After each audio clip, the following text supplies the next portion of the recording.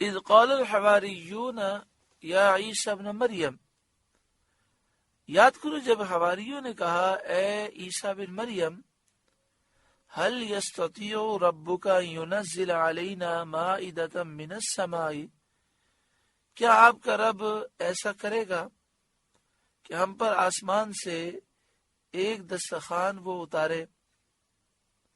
معنی یہ ہے کہ کیا اللہ تعالی اس بارے میں آپ کی دعا قبول فرمائے گا کہ آپ دعا کریں اور آسمان سے ایک دسترخوان نازل ہو۔ مائدہ اس چمڑے کے دسترخوان کو کہتے ہیں جو کھانوں سے بھرا ہوا ہو۔ قالت اتقوا اللہ ان کنتم مؤمنین، حضرت عیسیٰ علیہ السلام نے فرمایا اللہ سے ڈرو اگر ایمان رکھتے ہو۔ اگر ایمان رکھتے ہو تو تقوی اختیار کرو، تم تقوی اختیار کرو گے تو تمہاری یہ مراد تمہیں حاصل ہو جائے گی۔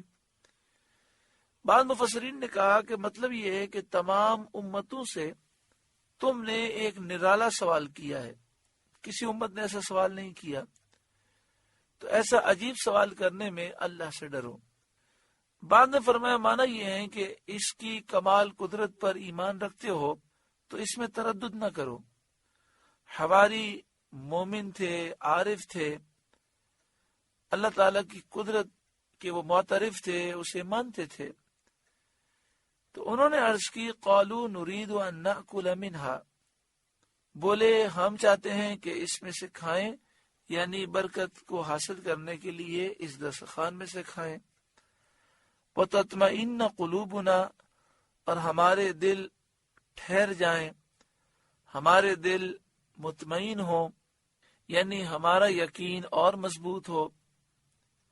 جیسا کہ ہم نے اللہ تعالیٰ کی قدرت کو دلیل سے جانا ہے، ہم اپنی آنکھوں سے مشاہدہ کر کے اس قدرت کے یقین کو مزید پختہ کرنا چاہتے ہیں۔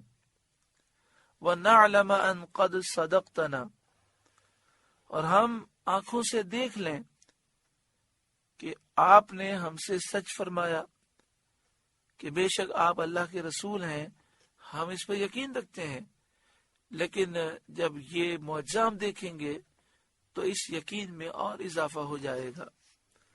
وَنَكُونَ عَلَيْهَا مِنَ الشَّاهِدِينَ، اور ہم اس پر گواہ ہو جائیں، یعنی ہم آپ کے اس معجزے کو دیکھیں اور پھر بعد والوں کو بتائیں کہ ہم نے اپنی آنکھوں سے یہ معجزہ دیکھا تھا۔ جب حواریوں نے یہ کہا تو حضرت عیسیٰ علیہ السلام نے فرمایا کہ 30 روزے رکھو، اور فرمایا جب تم ان روزوں سے فارغ ہو جاؤ گے تو اللہ تعالیٰ سے جو دعا کرو گے قبول ہوگی۔ انہوں نے روزے رکھ کر دسترخوان اترنے کی دعا کی۔ اس وقت حضرت عیسیٰ علیہ السلام نے غسل فرمایا، موٹا لباس پہنا اور 2 رکعت نماز ادا کی، اور سر مبارک جھکایا اور رو رو کر یہ دعا کی جس کا اگلی آیت میں ذکر ہے۔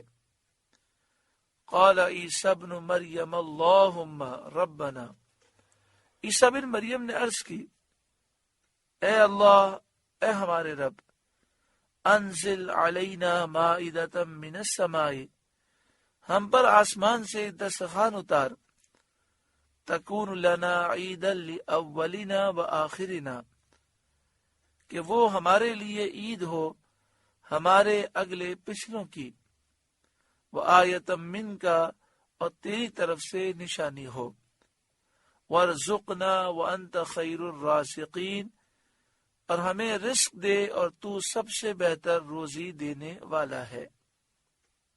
یعنی ہم جس دن یہ دسترخوان نازل ہوگا وہ دن ہر سال عید کے طور پر گزاریں گے، خوشیاں منائیں گے، عبادتیں کریں گے، شکر بجا لائیں گے، اے مالک ہم تیری عبادت کریں گے، تیرا شکر بجا لائیں گے، اس دن کی تعظیم کریں گے، خوشیاں منائیں گے۔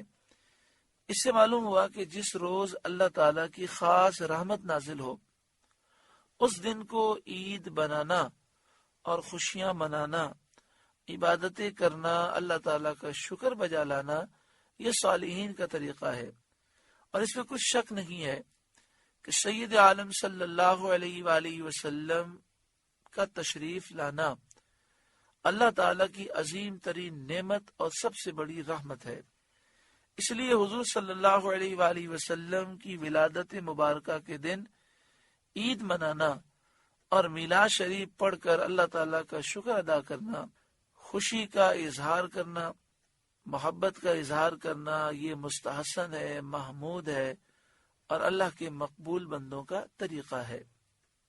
قال اللہ تعالیٰ نے فرمایا، انی منزلها علیکم، بے شک میں اس دسترخوان کو تم پر اتارنے والا ہوں۔ فمن یکفر بعد منکم، پھر اب جو تم میں کفر کرے گا، فإنی اعذبہ عذابا لا اعذبہ احدا من العالمین، تو بے شک میں اسے وہ عذاب دوں گا کہ سارے جہاں میں کسی پر نہ کروں گا۔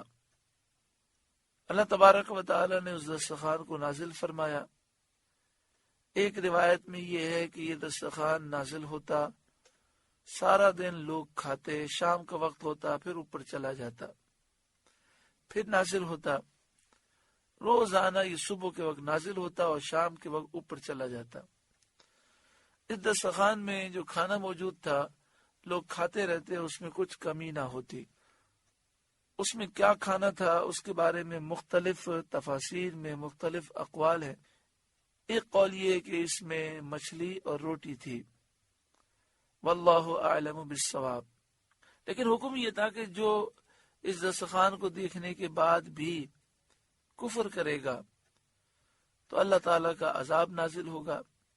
تو جن لوگوں نے اس کے بعد بھی کفر اختیار کیا اور وہ کفر پر قائم رہے تو ان کی صورتیں مسخ کر دی گئیں اور وہ خنزیر بنا دیے گئے اور 3 روز میں سب ہلاک ہو گئے۔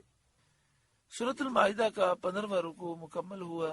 اللہ رب العالمین اس رکوع کے نور سے ہمارے قلوب کو روشن و منور فرمائے اور ہمیں صالحین کے طریقے کے مطابق خوشی کے موقع پر اللہ کا خوب شکر ادا کرنے کی توفیق عطا فرمائے اور خوشی کے موقع پر ہمیں گناہ کرنے سے محفوظ فرمائے۔ غم ہو خوشی ہو ہر حال میں اللہ کا شکر ادا کرنے اور صبر کرنے کی اللہ تعالیٰ توفیق عطا فرمائے۔ آمین بجاہ سید المرسلین صلی اللہ علیہ وآلہ وسلم۔ آپ سے گزارش ہے کہ قرآن کے اس پیغام کو آگے پہنچا کر ثواب جاریہ حاصل کریں۔